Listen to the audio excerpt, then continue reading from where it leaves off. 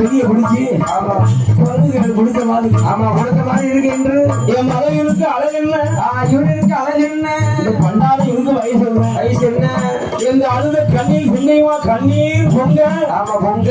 அதை கண்டால ஆண்டவர் எப்படி கைப்பிடிச்சு கொடுக்க அழுதாலே போயிடும் அதனால சரி அந்த தற்கனோட முன்னால ஐயா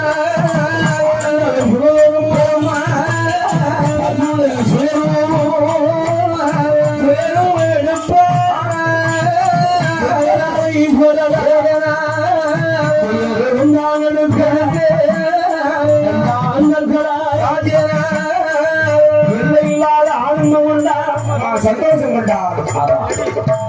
உலகத்துக்கே படிவத்து கொண்ட ஆண்டவன் ஆமா பகவான் அல்லவா